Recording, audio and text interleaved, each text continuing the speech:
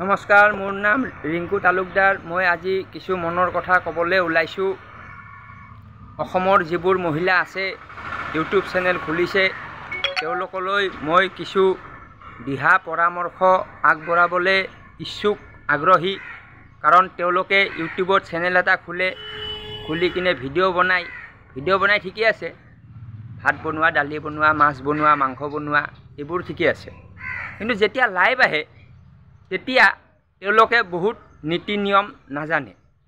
তো তেওঁলোকৰ বাবে মই ভিডিঅ'টো বনাই আছোঁ। অসমৰ নাৰী সমাজ, অসমৰ মহিলা সমাজ, অসমৰ বোৱাৰী সমাজ, তো এই সমাজবোৰৰ মাজত মানে মোৰ ভিডিঅ'টো যাব লাগে। যেতিয়া লাইভ এটা অন কৰিব তেতিয়া আৰম্ভণিতে নতুন যদি কোনোবা মহিলা বোৱাৰী ইউটিউবত লাইভ আহে, তেওঁলোকৰ কাৰণে ভিডিঅ'টো উপযোগী হ'ব। আৰু যিসকল পুৰণা, অলৰেডি মনিটাইজ হৈ গ'ল বা বহুত পুৰণা, তেওঁলোকেও কথাখিনি জানি লোৱাটো ভাল। কাৰণ তেওঁলোকেও বহুত কথা নাজানে। মই দেখা পাইছোঁ বহু মহিলা চেনেল মনিটাইজ হৈ গ'ল, কিন্তু বহু কথা নাজানে। কি নাজানে সেইটো মই কৈ আছোঁ। প্ৰথম কথা হ'ল, তেওঁলোকে নাজানে যে কোনটো আইডিক মডাৰেট কৰিব লাগে। এক নম্বৰ কথা, মানে আইডিটোক যদি মডাৰেট কৰে, মডাৰেট মানে ব্লু দিয়া বুলি কয়, মানে কমেণ্টটোত নীলা কিবা এটা আহি যায়, সেইটোক ব্লু বুলি কয় আৰু মডাৰেট বুলি কয়।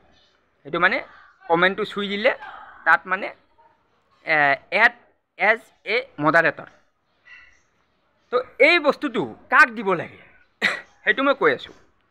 যিটো আইডিৰ প্ৰফাইল মানে ক্লিয়াৰ, মানে প্ৰফাইলটো যিটো আইডি কমেণ্ট কৰিব, সেই কমেণ্ট কৰা আইডিটো প্ৰফাইলটো যদি লিগেল হয়, তেতিয়াহ'লে সেইটো আইডিক ব্লু দিব লাগে।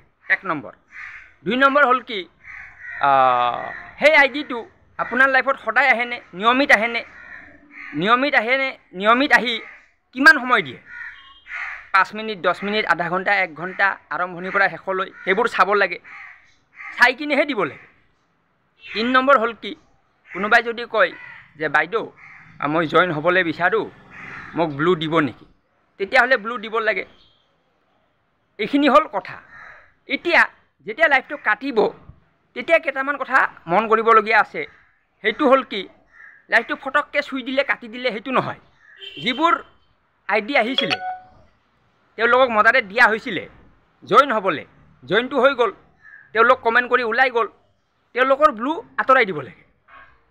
ঠিক আছে, অহাকালি আহিব আকৌ দিবা। কিন্তু লাইভটো কাটাৰ আগতে, লাইভটো ধৰা মই এতিয়া কাটিম আৰু, তো 10 মিনিট আগৰ পৰা ব্লুবোৰ অঁতৰাই গৈ থাকিব লাগে। মানে চবৰ ব্লুটো উঠাই দিব লাগে। কোনোবা আপোনাৰ স্পেচিয়েল আছে, একদম মানে সদায় আহিবই, গেৰাণ্টি আছে, তাৰটো আঁতৰাব নালাগে। কিন্তু বাকী যিবোৰৰ গেৰাণ্টি নাই, নাহে ঠিক নাই, তেওঁলোকৰ উঠাই দিব লাগে। এইখিনি হ'ল কথা। তো এইখিনি কথা সকলোৱে ভিডিঅ'টো চাই শিকিব লাগে। আৰু নেক্সট হ'ল কি, কেতিয়া মানে টাইম আউট কৰিব লাগে। মানে কোনোবা এটা আইডিয়ে কথা এটা ধৰক মই কৈ আছোঁ যে এনেকুৱা নকৰিবা, কৰি আছে, তো তাক মানে টাইম আউট কৰিব পাৰি। টাইম আউট আপোনাৰ 24 ঘণ্টাৰ কাৰণে কৰিব পাৰি, 1 ঘণ্টাৰ কাৰণে কৰিব পাৰি, আধা ঘণ্টাৰ কাৰণে কৰিব পাৰি, 10 মিনিটৰ কাৰণে কৰিব পাৰি। তো সেইটো মানে টাইম আউট। ধৰি লওক কিবা কৈছোঁ শুনা নাই, টাইম আউট। আৰু হাইট, মেইন কথাটো হ'ল হাইটটো মানে কিয় মাৰে, কাক মাৰে, কিয় মাৰে, এইটো হ'ল প্ৰশ্ন। তো হাইটটো মানে মোৰ হিচাপত মাৰিবই নালাগে।